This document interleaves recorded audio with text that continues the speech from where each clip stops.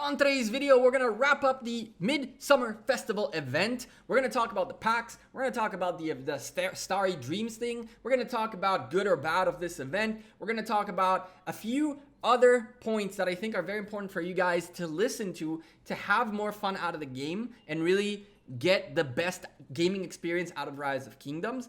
We're going to go through all that and more in this video. Stick around and let's get it going.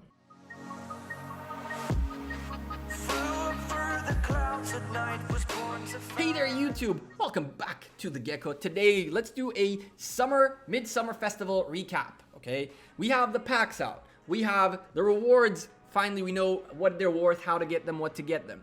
We have all 5 days of the event, and we have the pay to win event, which we're going to talk about at the end. There's a couple of very important things I want to share with you guys that I hope you guys stick around in the video to listen to. It'll make your gaming experience better and you'll enjoy the game overall after listening to this. So let's get it going and start off with getting rid of these branches really quickly because they're really bothering me and I need burned branches. We'll talk about that. Big asterisk right there in a moment. So I'm at about 60 out of 100 on the Starry Dreams. My biggest issues right now are Barbarian Forts.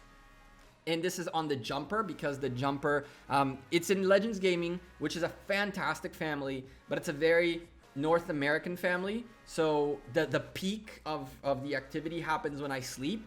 And when I'm at work, joining one rally occasionally is just not something I can do. Usually when I log in on the big account, there's like 60 rallies. Well, I'm exaggerating. There's like 7 or 8 rallies in JWM. I send all 5 marches and I know I got 5 out of the way. And we keep doing that every couple of hours or so whenever I can at work.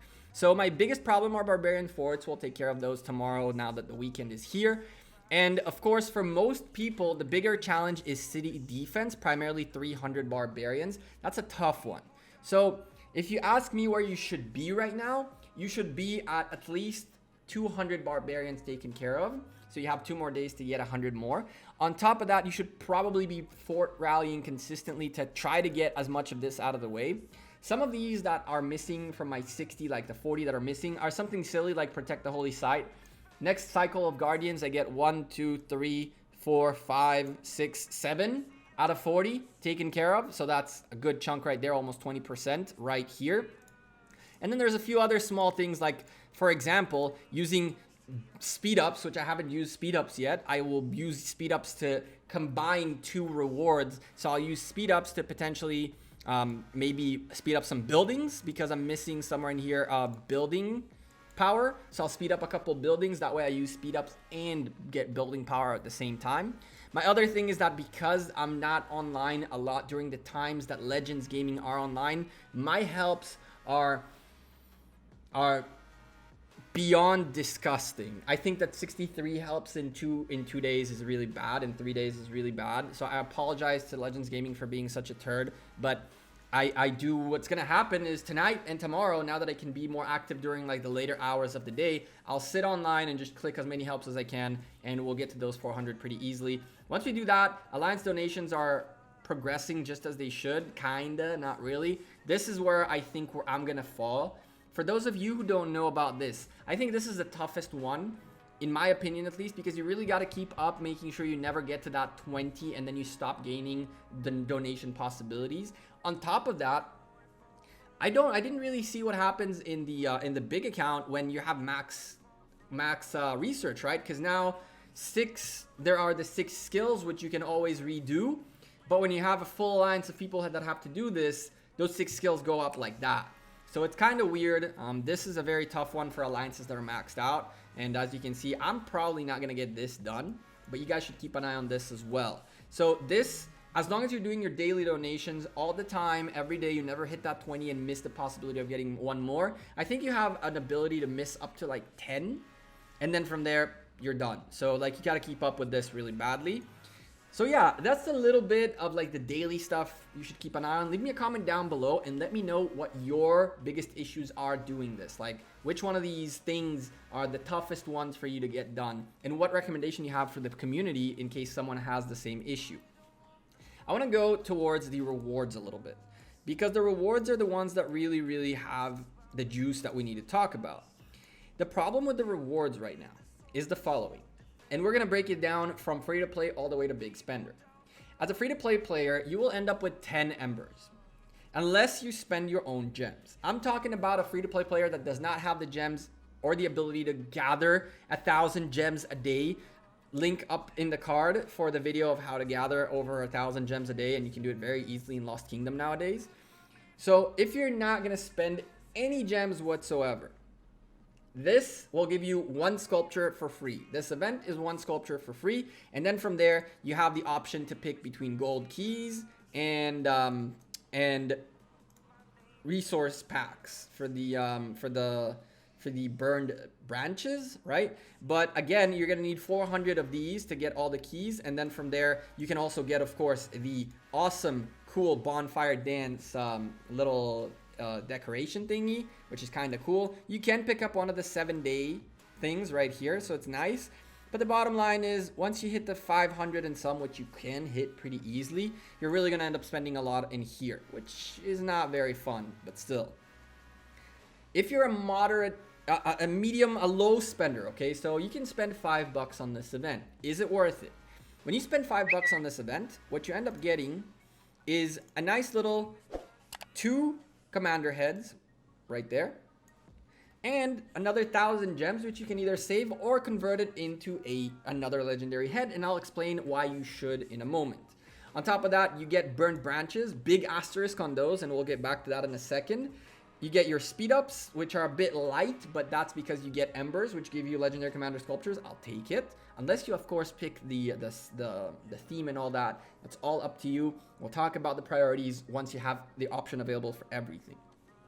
Level 2 packs, pick one, very cool in case you're missing any resources, and VIP points. This is 3 heads plus the freebie. So for $5, you'll end up with 4 heads, 4 legendary commander heads, and that's pretty much it. And of course, the rest of the rewards you can get out of the burned branches.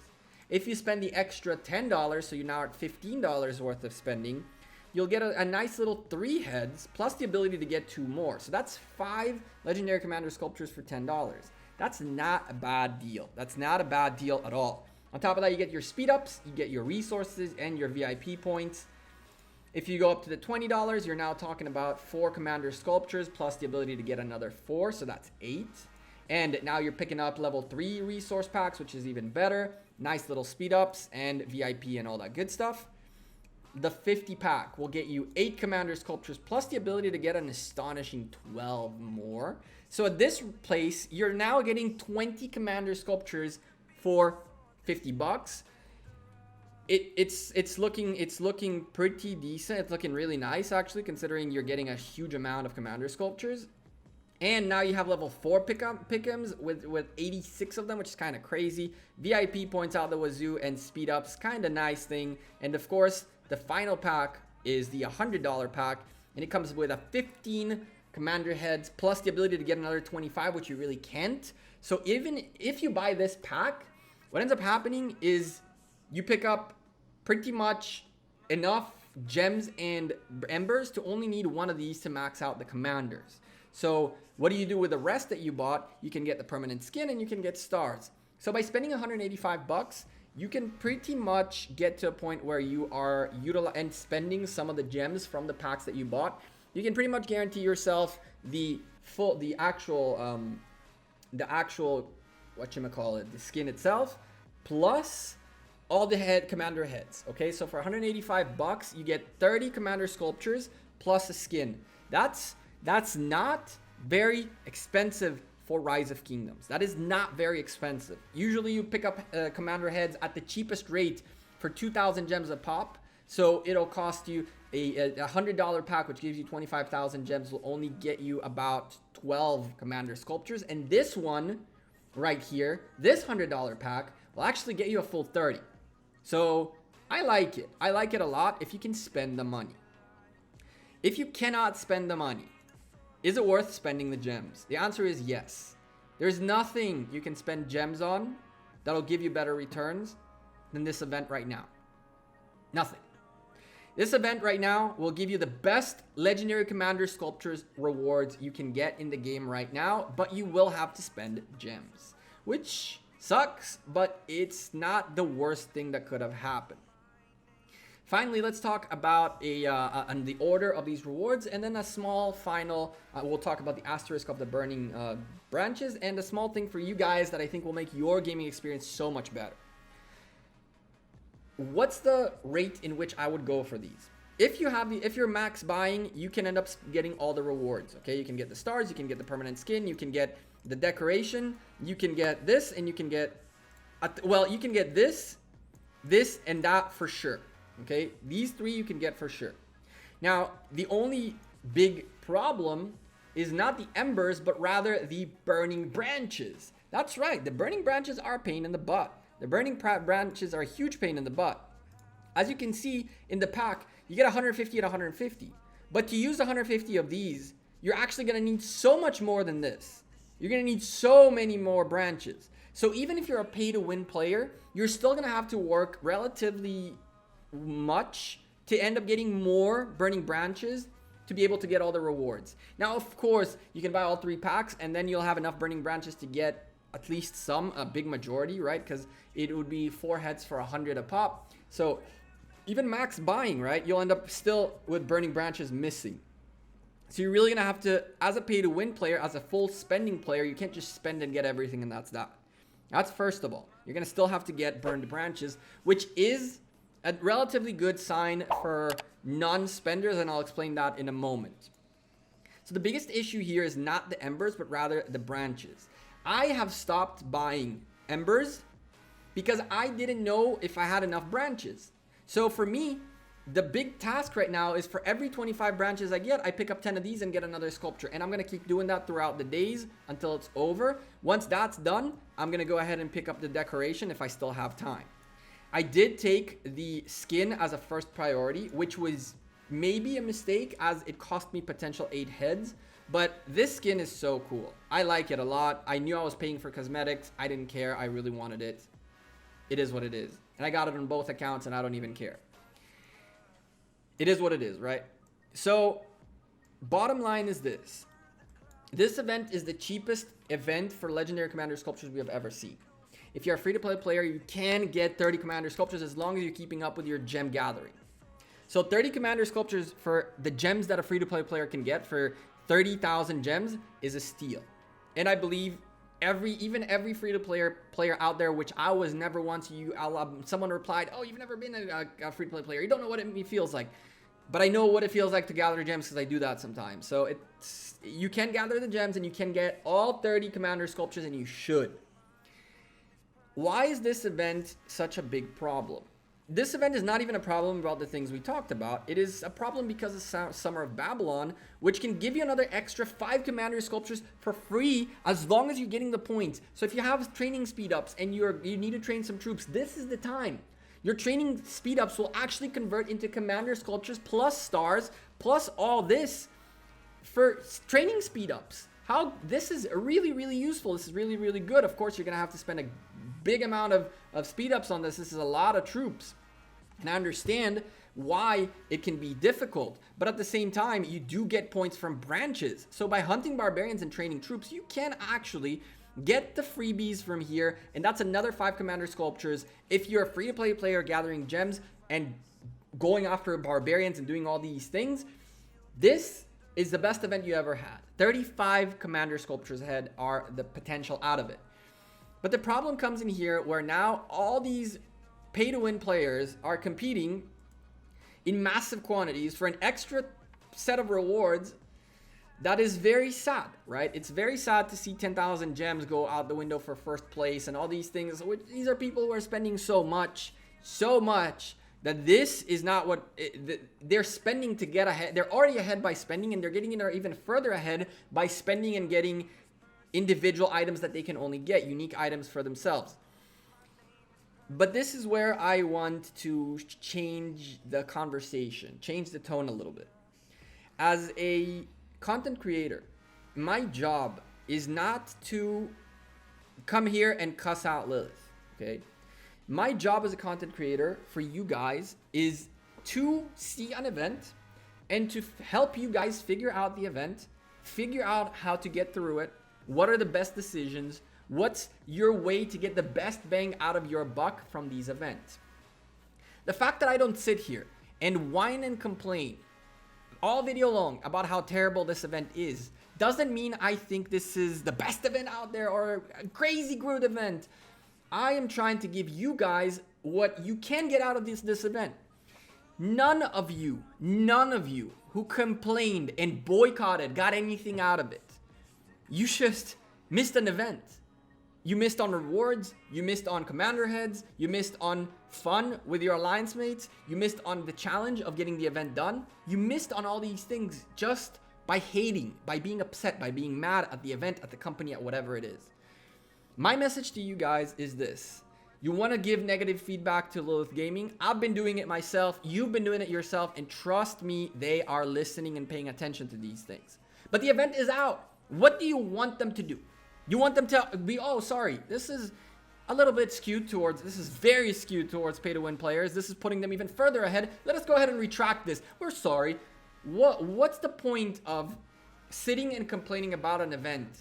I am here to get you guys the best experience you can get out of the game. And the one tip I have for you guys is I was just upset as a lot of people about this event, but I tend to focus on, okay, there's nothing I can do about this right now. How do I get the best out of a bad situation?